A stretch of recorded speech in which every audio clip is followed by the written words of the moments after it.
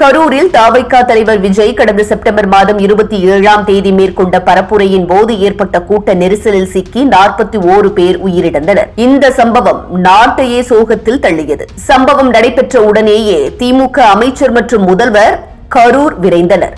தமிழக அரசு சார்பில் தனிநபர் ஆணையம் அமைக்கப்பட்டது. இந்த வழக்கை சிபிஐ விசாரணைக்கு மாற்றக் கோரி உயர்நீதிமன்றத்தில் மனு தாக்கல் செய்யப்பட்டது. அந்த மனு தள்ளுபடி செய்யப்பட்ட நிலையில் தவிக நிர்வாகி ஆதவ் அர்ஜுனா உச்சநீதிமன்றத்தில் மேல்முறையீடு செய்தார். இதனைத் தொடர்ந்து கடந்த வாரம் இந்த மனு மீது விசாரணை நடைபெற்றது. அப்போது தமிழக அரசு தரப்பில் நெரிசல் சம்பவத்திற்கு விஜய் தாமதமாக வந்ததே காரணம் என்றும், அரிதான வழக்குகளுக்கு மட்டுமே சிபிஐ விசாரணை தேவை என்றும், உயர்நீதிமன்றத்தால் அமைக்கப்பட்ட சிறப்பு புலனாய்வு குழுவே போதும் என்றும் அரசு தரப்பில் வாதிடப்பட்டது. இருதரப்பு வாதங்களையும் கேட்டறிந்த நீதிபதிகள் தீர்ப்பை ஒத்திவைத்தனர்.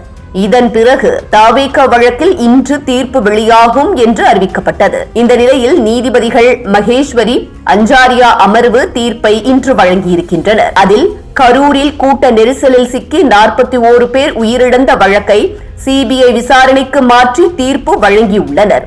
அது மட்டுமின்றி சிபிஐ விசாரணையை கண்காணிக்க ஓய்வு பெற்ற உச்சநீதிமன்ற நீதிபதி அஜய் டோஸ்தோகி தலைமையில் குழு அமைக்கப்பட்டிருக்கிறது. அது மட்டுமின்றி கரூர் சம்பவம் தொடர்பாக மதுரை கிளை விசாரிக்கும் வழக்கில் சென்னை உயர்நீதிமன்றம் தலையிட்டதற்கு கண்டனமும் அப்போது தெரிவிக்கப்பட்டிருக்கிறது. உச்சநீதிமன்றத்தின் இந்த தீர்ப்பு தவிக தரப்பில் அரசியல் வெற்றியாகவே பார்க்கப்படுகிறது. இதனால் தமிழக அரசுக்கு பின்னடைவு ஏற்பட்டதாக சொல்லப்படுகிறது. தவிகவின் கோரிக்கை ஏற்கப்பட்டிருக்கும் நிலையில் விரைவில் உண்மைகள் வெளிவரும் என்று அக்கட்சி நிர்வாகிகள் தெரிவித்து வருகின்றனர். கரூர் சம்பவம் தொடர்பாக சிபிஐ விசாரணை கோரி தவிக மட்டுமின்றி உயிரிழந்தவர்களின் குடும்பத்தில் இருந்தும் உச்சநீதிமன்றத்தில் வழக்கு போடப்பட்டது. இந்த தீர்ப்பை அடுத்து இதை சார்ந்து அரசு தரப்பு மேல்முறையீடு செய்ய வாய்ப்பு இருப்பதாகவும் சொல்லப்படுகிறது. இந்த தீர்ப்பை சற்றும் தமிழக அரசு எதிர்பார்க்கவில்லை.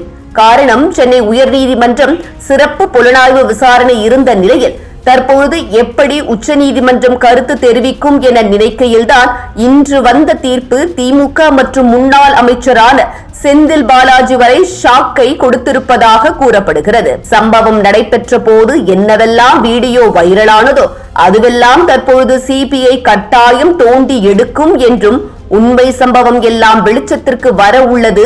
ஆம்புலன்ஸ் எப்படி வந்தது மட்டுமின்றி செந்தில் பாலாஜி தலையீடு ஏதும் உள்ளதா என்பது எல்லாம் கூடிய விரைவில் வெளியே வரும் என்று சொல்லப்படுகிறது.